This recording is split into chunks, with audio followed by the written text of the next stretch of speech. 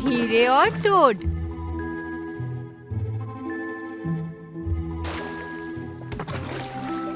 एक बार की बात है, एक गांव में एक माँ अपनी दो बेटियों के साथ रहती थी, जिसमें से वो एक बेटी को ज्यादा प्यार ना करके उससे घर का सारा काम कराती थी।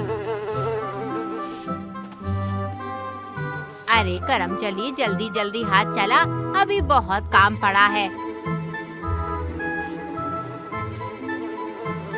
यहाँ तक कि उसकी अपनी बहन भी उससे ठीक से बात नहीं करती थी और हमेशा अपना हुक्म चलाती थी। माँ और उसकी बेरहम बेटी एक साथ बैठकर खाना खाती थी,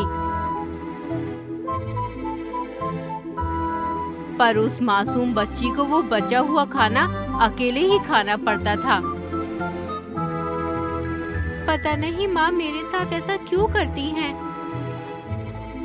एक दिन माँ ने उस मासूम लड़की को बाल्टी दी और कहा नदी पर जाओ और जल्दी से पानी ले आओ, ज्यादा टाइम बर्बाद मत करो। लड़की ने बिना कुछ कहे ही चुपचाप बाल्टी ले ली और पानी लेने के लिए नदी की तरफ चल दी। जल्दी जल्दी पानी ले जाती हूँ, वरना माँ फिर से डांटेंगी। जब वो नदी पर पहुंची, तब तक वो काफी ज्यादा थक चुकी थी। उसने अपने पैर पानी में डाले और थोड़ी देर आराम करने के लिए वहीं बैठ गई। वो पानी में उछल कूद करती मछलियों को देख रही थी कि तभी एक बूढ़ी औरत उसके पास आई और बोली, मुझे थोड़ा पानी दे दो, मुझे बहुत प्यास लग रही है। अच्छा दादी, बस 2 मिनट रुको। उस लड़की ने बाल्टी भरकर बूढ़ी औरत को दे दी। ये लो दादी, आराम से पानी पी लो।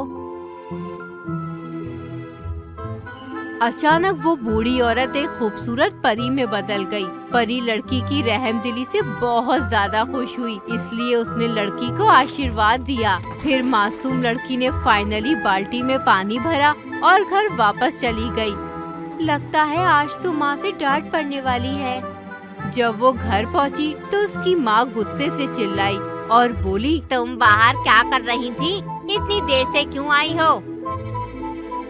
लड़की उदास होकर अपने कमरे में जाकर रोने लगी, लेकिन जैसे ही उसके आंसू गिरे, वो खूबसूरत हीरे में बदल गए, जिन्हें देख लड़की को एहसास हुआ कि परी ने आशीर्वाद में उसे ये हीरे दिए हैं। जब माँ ने इन हीरों को देखा तो वो बहुत ज्यादा खुश हुई और उसने अपनी बेटी से पूछा, तुमने ये कैसे किया? तब लड़की ने उसे पूरी कहानी सुना दी। अरे वाह! लालची माँ ने जल्दी से अपनी दूसरी बेटी को बुलाया और कहा, जल्दी से नदी पर जाओ और अगर कोई बूढ़ी औरत कुछ मांगे तो उस पर रहम दिखाकर वो चीज दे देना, तब तुम्हें भी हीरे मिलेंगे। बेरहम लड़की बाल्टी लेकर नदी पर चली गई। हीरे मुझे भी मिलेंगे या? जब वो नदी के किनारे पहुंची, तब उसके पास एक बूढ़ी औरत आई और उससे पानी मांगा, लेकिन लड़की ने जवाब दिया, क्या तुम्हारे हाथ नहीं है? खुद पानी ले आओ, ये मेरा काम नहीं है। अचानक वो बूढ़ी औरत एक परी में बदल गई और उसने बेरहम लड़की को बद्दुआ दी। अरे जा जा, तेरी बद्दुआ देने से कुछ नहीं होने वाला है मुझे। वो तो अभी पता लगेगा तुम्हें। जब उस लड़की ने अपना मुंह खोला तो उसमें से मेंढक और कीड़े बाहर निकलने लगे। अरे अरे, ये क्या हो रहा है? वो जल्दी से घर भागी और अपनी माँ को बताया। जब माँ ने अपनी बेटी की ऐसी हालत देखी तो उसे बहुत गुस्सा आया। ये सब उस कलमुही का किया हुआ है, रोक अभी।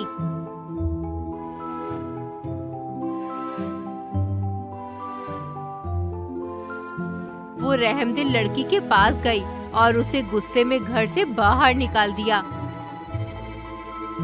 अब मैं कहाँ जाऊँ, कुछ समझ नहीं आ रहा।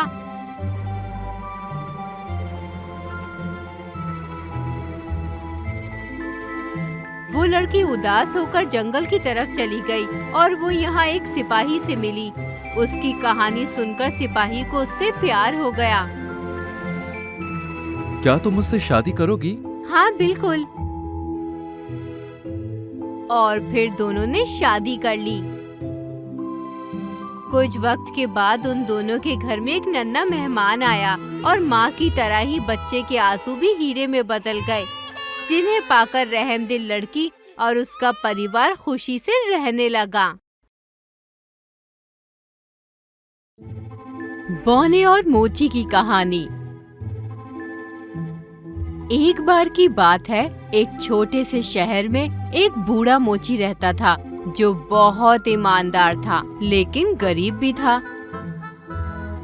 उसकी एक छोटी सी दुकान थी जिस पर ज्यादा ग्राहक भी नहीं आते थे।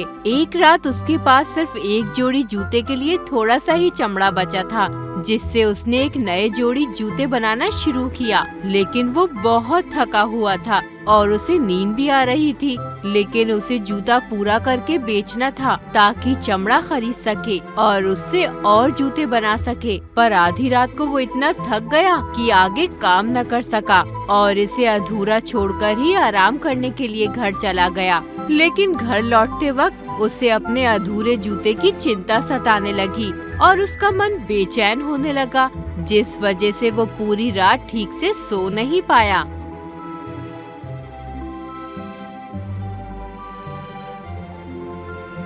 और सुबह इसी बेचैनी को महसूस करते हुए वो अपनी दुकान पर चला गया। लेकिन जब वो वहाँ पहुँचा तो हैरान रह गया, क्योंकि टेबल पर चमड़े से बनी एक बहुत ही खूबसूरत जूते की जोड़ी रखी हुई थी। उसने सोचा शायद हो सकता है कि कल रात नींद की वजह से उसे पता ही नहीं लगा होगा कि उसने जोड़ी को पूरा कर दिया था। उसने जूते दुकान की खिड़की में रख दिए।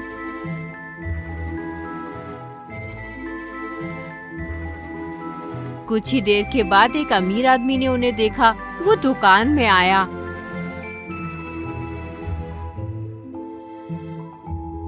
और मोची से बोला, इतने खूबसूरत जूते मैंने आज तक अपनी जिंदगी में नहीं देखे। शाबाश। अमीर आदमी ने इन जूतों के बदले मोची को खूब सारे सिक्के दिए।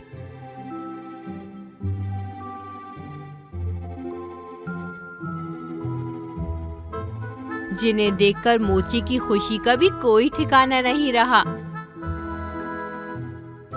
फिर वो अपनी बिल्ली को लेकर नए जूते के लिए और चमड़ा खरीदने चला गया। उस रात उसने नए जूते बनाना शुरू किए, लेकिन देर हो गई और उसे फिर से नींद आने लगी। इसलिए वो सोने के लिए चला गया।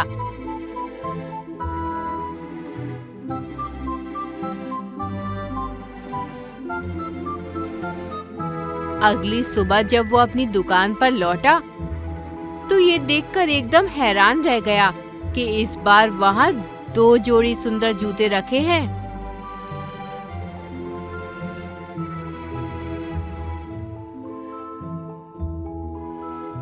खुशी और हैरानी के साथ उसने उन्हें दुकान की खिड़की में रख दिए।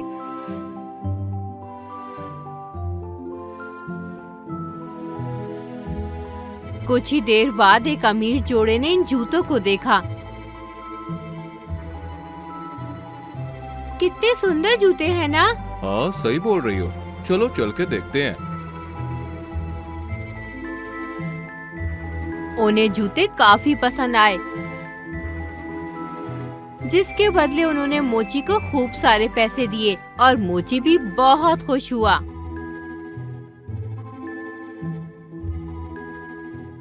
जब मोची की पत्नी को इस बात की खबर लगी तो वो दुकान पर गई और उससे बोली,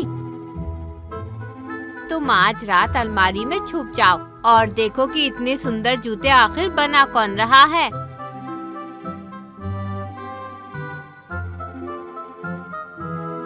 मोची भी इस बात पर राजी हो गया।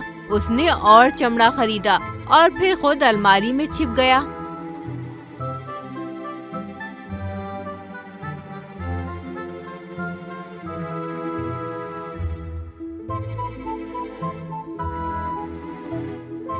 आधी रात को 2 छोटे छोटे बौने दुकान में एंटर हुए।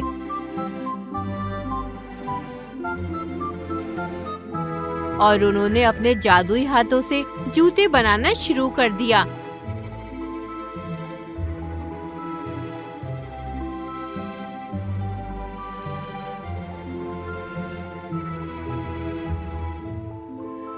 जिसे देख मोची को आखिरकार सच्चाई का पता चल गया।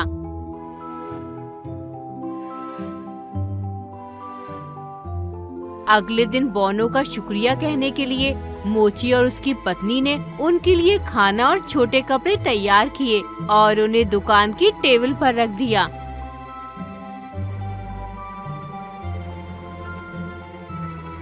रात को जब बोने वहाँ आए तो उन्होंने मजे से खाना खाकर मोची के लिए अपनी दोस्ती का इजहार किया।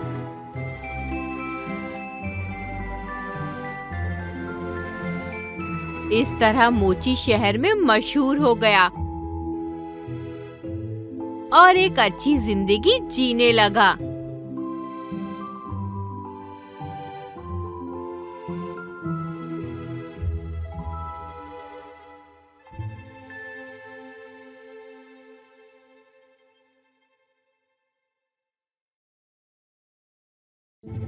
राजा के नए कपड़े।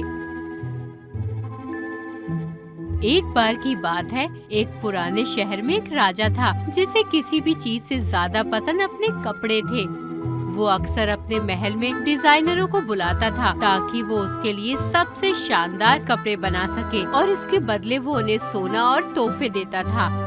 एक दिन दो चालाक भाई एक बड़ा सूटकेस लेकर महल के गेट पर पहुँचे और कहा कि हम दुनिया का सबसे खास कपड़ा लेकर आए हैं।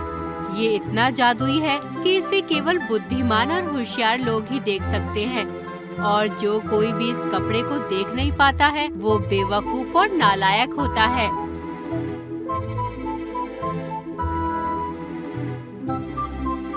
जाओ, उन्हें अंदर लाओ। ये सुनकर मंत्री ने दोनों भाइयों को महल के अंदर बुला लिया। राजा बहुत ज्यादा एक्साइटेड था और वो सोच रहा था कि ये जादुई कपड़ा मेरे लिए बिल्कुल बढ़िया है। उसने दोनों भाइयों को बहुत सारे सोने के सिक्के दिए और कहा कि वो उसके लिए नए कपड़े बनाना शुरू कर दे। दोनों भाई सोना लेकर सीधे महल के सिलाई रूम में चले गए, लेकिन असली काम की जगह वो कपड़े को सिर्फ काटने और सिलने का दिखावा करने लगे। अगले दिन राजा ने अपने मंत्री को बुलाया और उससे कहा, मेरे जानने वालों में तुम सबसे होशियार इंसान हो, इसलिए तुम जाकर देखो कि मेरे नए कपड़े कैसे बन रहे हैं। मंत्री सिलाई वाले रूम में गया और उसने खिड़की से अंदर कमरे में झांका। उसने देखा कि दोनों भाई कैंची और सुई से काम कर रहे थे, लेकिन उनके हाथ में कपड़ा नहीं था। ये देख मंत्री परेशान हो गया और वो सोचने लगा कि क्या मैं बेवकूफ हूँ। वो ये बात कबूल नहीं करना चाहता था कि वो कुछ भी देख नहीं सकता।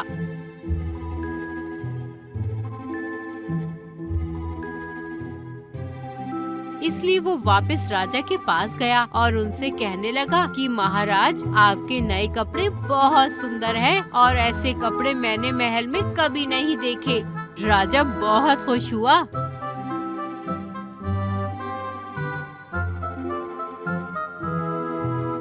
अरे वाह, अब तो पूरी प्रजा मेरी वाहवाही करेगी। कुछ दिनों बाद तुरही बजाने वाले ने पूरे महल में जोर से अपना सींग बजाया।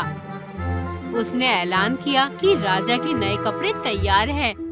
ये सुनकर राजा खुशी से सिलाई वाले रूम में गया। फिर एक भाई ने उस इनविजिबल पोशाक को राजा की ओर बढ़ाया और कहा, महाराज, ये रही आपकी नई और शानदार पोशाक। देखिए ये कितनी बढ़िया है। राजा ने पलक झपकाई और कपड़े की तरफ घूरा, लेकिन वो कुछ भी देख नहीं सका। वो घबराकर सोचने लगा कि अगर मैं कहूँ कि मैं इसे देख नहीं सकता तो हर कोई मुझे बेवकूफ समझेगा। इसलिए उसने मुस्कुराते हुए सर हिलाया और कपड़ों की झूठी तारीफ करने लगा। भाइयों ने राजा को पोशाक पहनने में मदद की और राजा एक बड़े शीशे के सामने खड़ा हो गया। जल्द ही ऐलान करने वाले ने पूरे शहर में ऐलान कर दिया कि सब लोग आ जाओ, राजा अपने सुंदर कपड़े दिखाने वाले हैं। राजा बिना कुछ पहने ही बड़े ही गर्व से शहर की सड़क पर चला गया। उसे देखकर लोग कंफ्यूज थे, लेकिन वो कुछ भी कहने से डरते थे, इसलिए हर कोई मुस्कुराया और सभी ने राजा की पोशाक शानदार होने का दिखावा किया। लेकिन भीड़ में एक छोटे बच्चे ने राजा की तरफ इशारा करते हुए कहा, राजा ने कोई कपड़े नहीं पहने हैं। भीड़ में अफरा तफरी मच गई और सब हंसने लगे। राजा को पता चल गया था कि उसके साथ धोखा हुआ है। दोनों भाइयों ने उसे बेवकूफ बनाया है और उसका सारा सोना लूटकर ले गए हैं। हैम्लिन का अतरंगी बांसुरी बजाने वाला। एक बार की बात है, हैम्लिन नाम का एक खूबसूरत शहर था जहाँ लोग शांति से अपनी जिंदगी गुजार रहे थे। हर कोई अपने अपने काम में बिजी था और हर एक दिन बिना किसी बुरे इवेंट के अच्छी तरह से बीत जाता था। एक दिन शहर के बेकर ने मीठी महक वाले इंग्रेडिएंट से एक बहुत बड़ा और टेस्टी केक बनाने का फैसला किया और जब केक तैयार हो गया तो शहर के आसपास रहने वाले चूहों ने उनकी खुशबू को सूंघ लिया। क्या खुशबू आ रही है। आहा। वो केक की मीठी खुशबू से इतने ज्यादा अट्रैक्ट हुए कि अब उन्होंने शहर में जाने का मन बना लिया। चलो भाई, सब जल्दी चलो।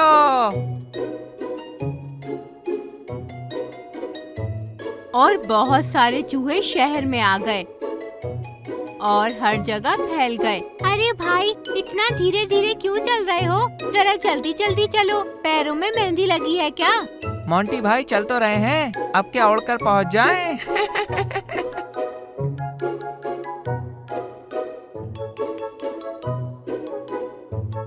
घर में, दुकानों में, सड़कों पर, यहाँ तक कि गलियों में कोई भी ऐसी जगह नहीं थी जहाँ चूहे मौजूद नहीं थे।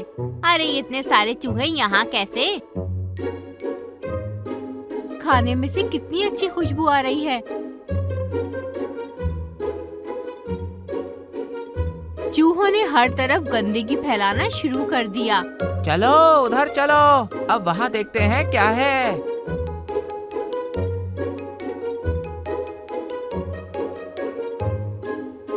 उन्हें जो भी मिलता था वो उसे खा लेते थे और फिर चीजों को इधर उधर फेंक देते थे।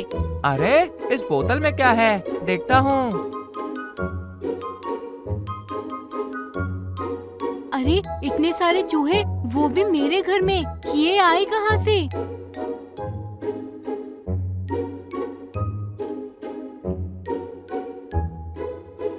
जिस वजह से पूरा शहर चूहों से परेशान हो चुका था और अब किसी के पास शांति नहीं थी।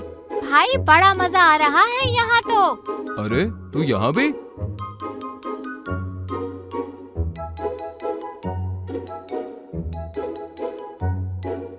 चूहे एक दूसरे से कहने लगे, यार इनके तो फ्रिज में बहुत सारा खाना रखा है।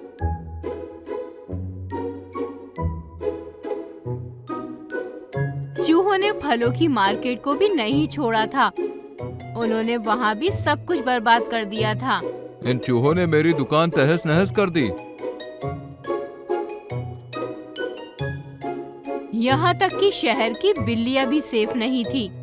जंगली चूहों ने उन पर हमला करना शुरू कर दिया और बिल्लियाँ अपने आप को बचाने के लिए कुछ भी न कर सकी। रुक, अभी मजा चखाता हूँ तुझे बिल्ली मौसी। लोग अब चूहों की वजह से काफी टेंशन में थे। उनकी नॉर्मल लाइफ पूरी तरह से बर्बाद हो चुकी थी, इसलिए वो इस सिचुएशन का हल ढूंढने के लिए मेयर के पास गए। मेयर ने लोगों की बात सुनने के बाद शहर वासियों को एक लेटर भेजने का फैसला किया, जिसमें कहा गया कि जो कोई भी हमारे शहर को चूहों से छुटकारा दिलाएगा उसे 100 सोने के सिक्के इनाम के तौर पर दिए जाएंगे। कोई है यहाँ ऐसा? बताओ मुझे। इसी दौरान एक बांसुरी बजाने वाला शहर में घूम रहा था। जब उसने ये लेटर देखा, ये क्या है? पढ़ता हूँ जरा। तो वो तुरंत मेयर के पास पहुंचा, जहां मेयर ने उससे वादा किया कि अगर वो चूहों को शहर से भगा देगा तो उसे 100 सोने के सिक्के मिलेंगे। इस तरह दोनों के बीच डील तय हो गई। बांसुरी बजाने वाला अपने अतरंगी कपड़ों को पहनकर शहर में बांसुरी बजाना शुरू कर देता है। सभी चूहे बांसुरी की धुन की तरफ अट्रैक्ट होने लगते हैं और उसका पीछा करते करते सड़क पर आ जाते हैं, जिसके बाद वो उन सभी को शहर से बाहर नदी तक ले जाता है। लगता है ये चूहे मेरे जाल में फंस चुके हैं। बस इसी तरह मेरे पीछे आते रहो।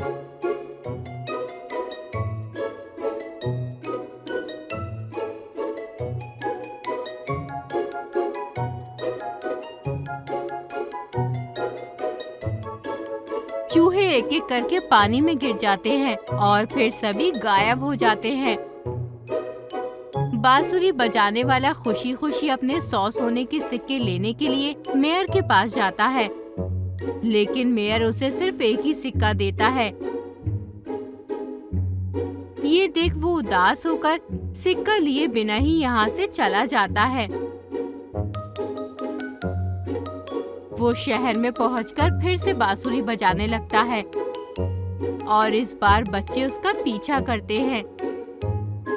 वो पहाड़ की एक गुफा तक उसके पीछे पीछे जाते हैं, जिसके बाद बांसुरी बजाने वाला दोबारा शहर में वापस आता है और लालची मेयर से कहता है कि वो बच्चों को तभी वापस लाएगा जब वो उसे 100 सोने के सिक्के देगा।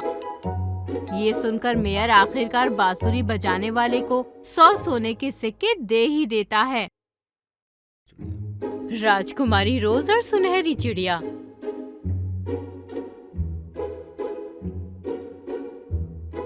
एक बार की बात है, एक खूबसूरत से गांव में एक राजकुमारी रहती थी जिसका नाम था रोज। इसे लाल गुलाब बहुत पसंद थे।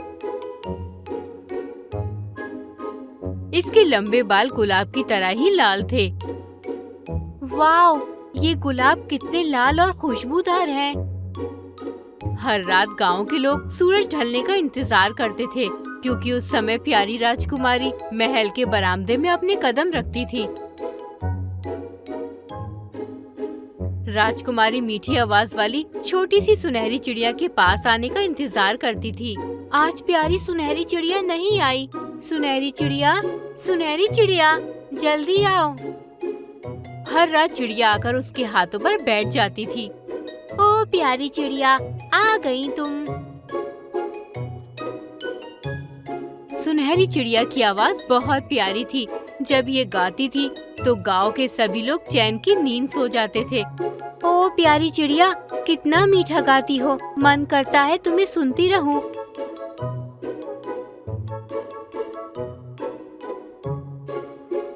और सभी को बहुत अच्छे सपने आते थे।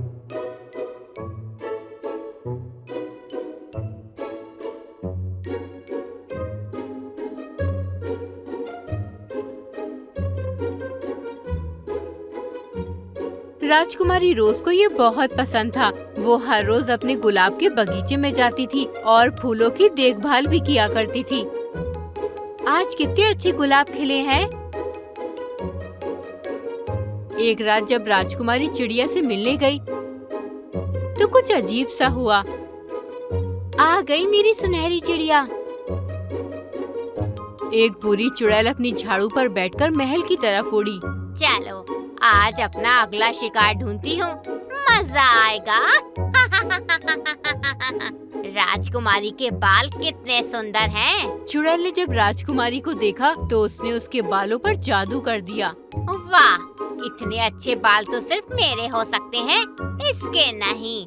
और उसके बाल काले हो गए। अरे मेरे बाल, मेरे बाल। सुनहरी चिड़िया राजकुमारी के काले बाल देखकर हैरान रह गई। ये हमेशा की तरह गाती रही।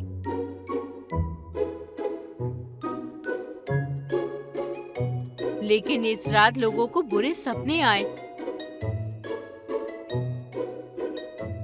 मुझे जाने दो, मुझे मत डराओ, तुम भूत हो, मुझे जाने दो। कौन हो तुम? इतना डरावना भूत, बचाओ, मुझे बचाओ। राजकुमारी ने चिड़िया से पूछा, अब मुझे क्या करना चाहिए? मेरे बाल कैसे पहले की तरह सुंदर होंगे? सुनहरी चिड़िया ने जवाब दिया, जब सूरज उगता है तब पानी में एक लाल गुलाब डालना और अपने बालों को उसमें डुबो देना। ठीक है सुनहरी चिड़िया।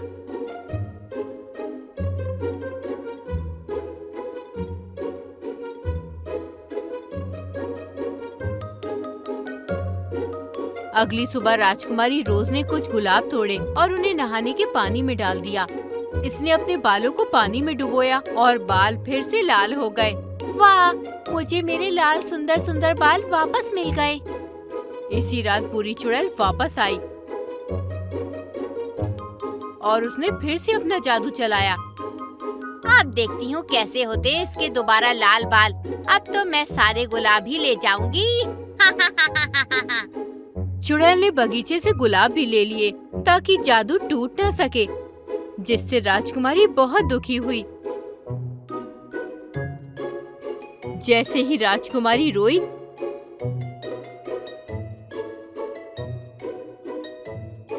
उसका एक आंसू जमीन पर गिर गया। पास से ही गुजर रहे एक लड़के ने इस आंसू को देख लिया और उसे याद आया इसके पास लाल बालों का एक गुच्छा है। इसने उसे आंसू पर रख दिया। ये बाल जादुई तरीके से लाल गुलाब में बदल गए।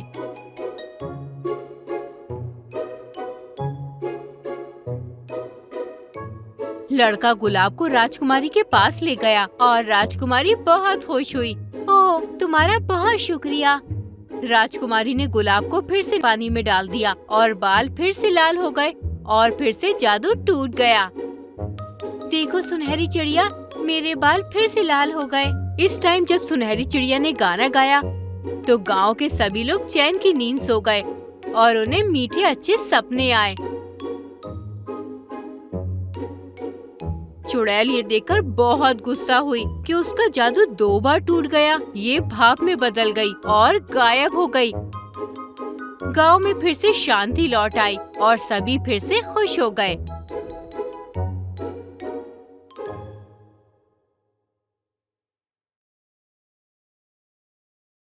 सफेद बर्फ और लाल गुलाब। एक बार की बात है, स्नो वाइट और रेड रोज अपनी मॉम के साथ जंगल में एक प्यारी सी झोपड़ी में रहते थे।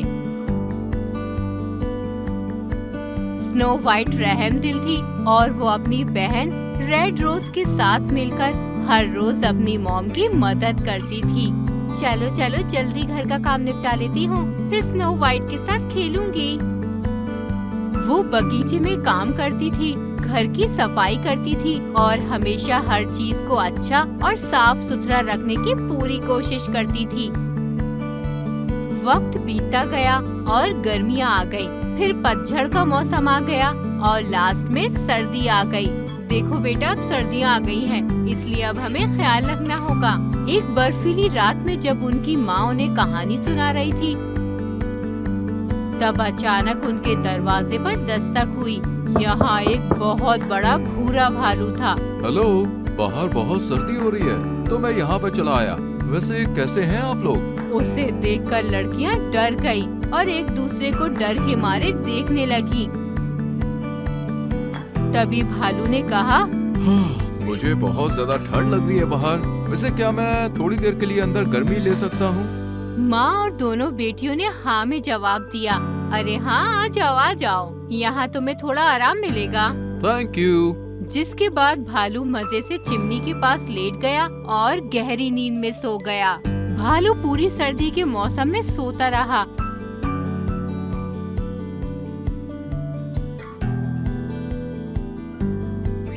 और जब स्प्रिंग का मौसम आया, इन लोगों ने मेरा कितना साथ दिया, मुझे इन्हें थैंक्स बोलना चाहिए। वो जाने से पहले लड़कियों और उनकी माँ की रहमदिली के बदले उन्हें थैंक्स बोलना चाहता था। इसलिए उसने टेस्टी शहद से भरा एक पॉट इन लोगों को दिया।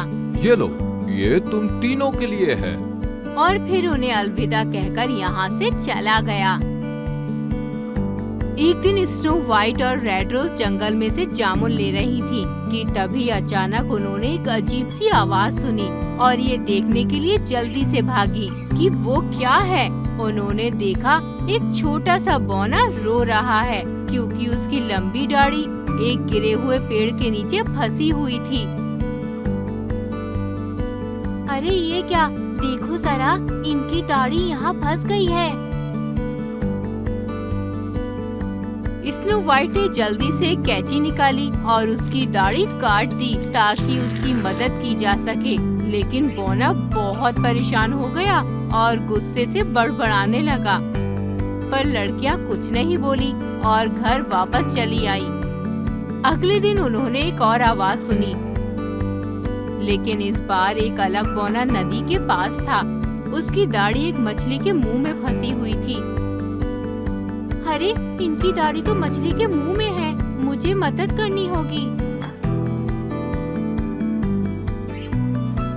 फिर से स्नो व्हाइट ने मदद करने के लिए दाढ़ी काट दी, जिससे बौना नाराज हो गया और उन पर हमला करने लगा। रुको, मैं तुम्हें अभी मजा चखाता हूँ। लेकिन इसी दौरान उसकी जेब से कुछ चमकदार हीरे गिर गए और वो भाग गया। तभी उन्हें एक और रोने की आवाज सुनाई दी। अब की बार एक राजकुमार था। उसने कहा कि उस बौने ने मुझे चोट पहुंचाई और मेरे गहने लेकर भाग गया। मैं इस जंगल में बहुत दिनों से अपने खोए हुए भाई को ढूंढ रहा हूँ। लड़कियों को शक हुआ। उन्होंने छानबीन की और बौने को एक पेड़ पर छिपा हुआ देखा। अचानक वहाँ भालू आता है। स्नो व्हाइट को लग रहा था कि बौने को उसकी दाढ़ी से शक्ति मिलती है। स्नो व्हाइट ने उसकी दाढ़ी पर एक चाकू फेंका और जब उसकी दाढ़ी कट गई तो वो बौना गायब हो गया। इस तरह आखिरकार राजकुमार के भाई का श्राप टूट गया और वो भूरा भालू खोए हुए राजकुमार में बदल गया। अरे, ये तो राजकुमार है। इसके बाद दोनों राजकुमारों ने स्नो व्हाइट और उसकी बहन रेड रोज को अपने महल में आने के लिए इनवाइट किया। उन्होंने लड़कियों को शुक्रिया कहा और महल में खुशी और सेलिब्रेशन के साथ दोनों को राजकुमारियों की तरह ट्रीट किया।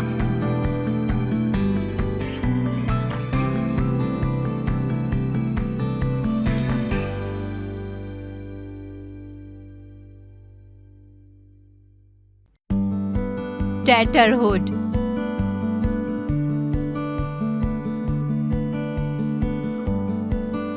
एक बार की बात है, एक कॉटेज में दयालु पति पत्नी रहते थे। उनका एक ही सपना था कि उन्हें एक प्यारा सा बच्चा हो जाए। उसकी पत्नी इस बात से बेहद परेशान थी। काश हमारा भी कोई बच्चा होता। भगवान पे भरोसा रखो। घर में बच्चों का होना कितना अच्छा होता है। एक बार वो एक जंगल से जा रही थी, तभी उसे एक सनफ्लावर दिखाई दिया। वाह, ये फूल कितना खूबसूरत है, जरा पास जाकर देखती हूँ।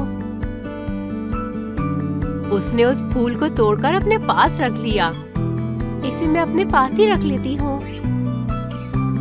उससे चलते चलते रात हो जाती है और तभी वो एक ब्लैक रोज देखती है। ये ब्लैक रोज भी काफी खूबसूरत लग रहा है।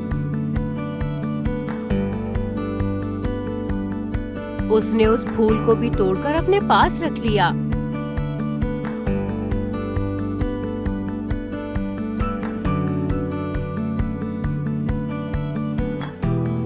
हमेशा की तरह उसने घर जाके आग जलाई और उसने दोनों फूल उस आग में फेंक दिए। उसने सोचा इसको डालने से पूरे घर में खुशबू फैल जाएगी।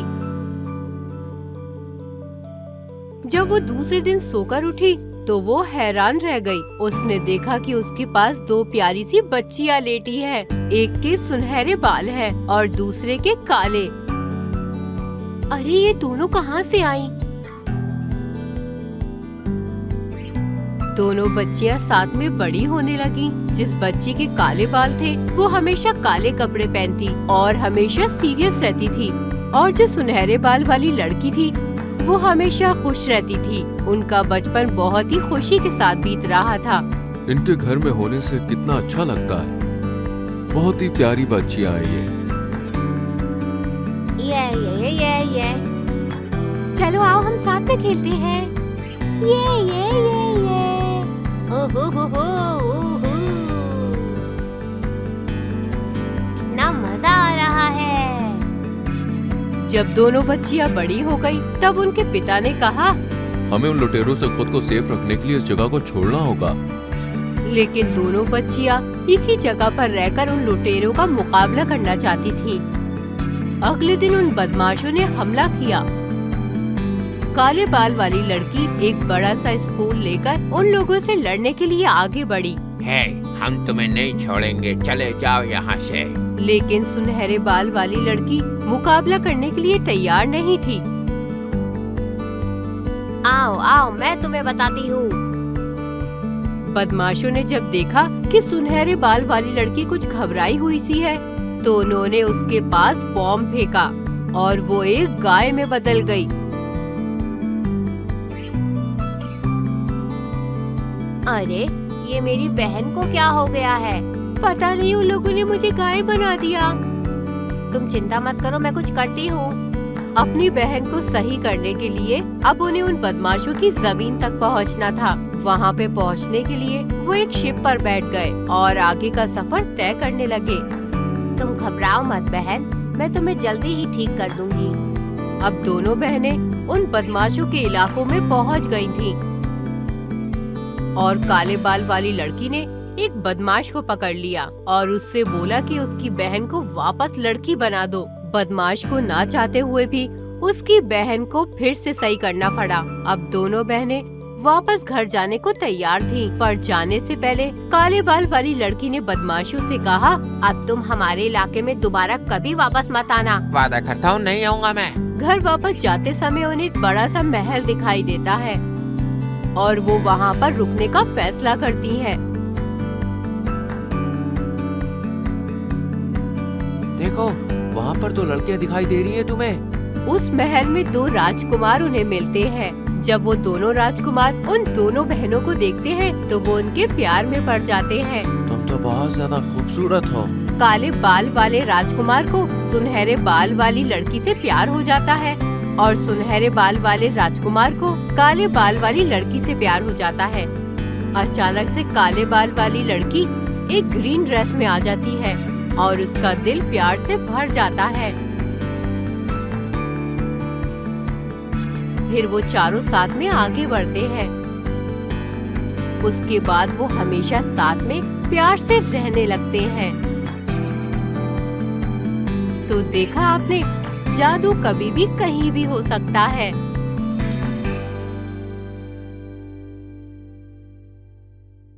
शेर की खाल में गधा। एक बार की बात है, एक खूबसूरत जंगल में एक गधा रहा करता था। लेकिन ये गधा हमेशा अपने आप से शिकायत करता और बड़बड़ाता रहता था। वो खुद से कहता था, मैं बहुत कमजोर हूँ, इसलिए कोई भी मुझे सीरियसली नहीं लेता। काश मैं थोड़ा ताकतवर होता तो दूसरे जानवर भी मेरी इज्जत करते। हर दिन वो यही सोचते हुए इधर से उधर घूमता रहता था कि काश वो थोड़ा ताकतवर हो जाए। अरे उस कमजोर गधे को देखो। एक दिन जब गधा जंगल में घूम रहा था तब अचानक उसका पैर किसी चीज से टकराया और जब उसने नीचे देखा तो वहाँ एक शेर था। डरकर गधा हकलाते हुए बोला, प्लीज मुझे मत खाओ, मेरा टेस्ट बिल्कुल भी अच्छा नहीं है, मैं बहुत कड़वा हूँ। लेकिन शेर ने उससे कुछ नहीं कहा। तभी गधे को एहसास हुआ कि असली शेर नहीं था, ये तो सिर्फ शेर की खाल थी। गधे की आंखें चमक उठी। उसने सोचा, ये वही है जिसकी मुझे जरूरत थी। अब मैं इसे पहन लूंगा तो मैं बड़ा ताकतवर और डरावना दिखूंगा, बिल्कुल एक शेर की तरह। वो जल्दी से झाड़ियों के पीछे भागा और उसने शेर की खाल पहन ली और फिर अपनी परछाई देखने के लिए एक नदी की तरफ गया। जब उसने खुद को पानी में देखा तो उसे यकीन नहीं हुआ, क्योंकि वो सच में अब एक शेर जैसा दिखाई दे रहा था। इसी बीच जंगल में सभी जानवर खुशी खुशी एक साथ खेल रहे थे और अपनी सुकून भरी जिंदगी को एंजॉय कर रहे थे। लेकिन अचानक पहाड़ी से एक तेज और गहरी दहाड़ गूंजी। ये गधा था जो शेर की तरह दहाड़ने की पूरी कोशिश कर रहा था। उसकी कांपती हुई दहाड़ इतनी अजीब और डरावनी लग रही थी कि सभी जानवर डर की वजह से अपनी जगह पर जम गए। ये कैसी आवाज है?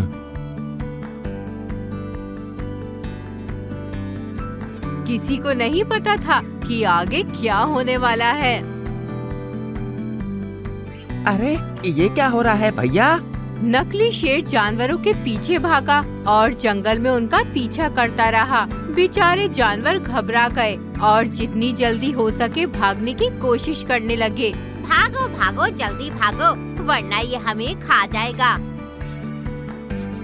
धीरे धीरे डर की वजह से उन्होंने शेर को इज्जत देना शुरू कर दिया। वो उसे खाने पीने की चीजें और फल लाकर देने लगे ताकि वो उन पर अटैक ना कर दे। गधा बहुत खुश था। उसे ये सोचकर बहुत अच्छा लग रहा था कि वो इतना ताकतवर है। वो मजे के लिए जानवरों को डराता रहा। लेकिन एक दिन जब वो इसी तरह बिना डरे जंगल में जानवरों का पीछा कर रहा था, तभी अचानक तेज हवा चलने लगी। हुश! शेर की नकली खाल खिसककर जमीन पर गिर गई। जानवरों को अपनी आंखों पर यकीन नहीं हुआ। ये बड़ा और डरावना दिखने वाला शेर तो शेर की खाल में एक गधा था। वो नाराज हो गए क्योंकि नकली शेर ने उन्हें बेवकूफ बना दिया था। अरे इस गधे ने तो हमें पागल बना दिया।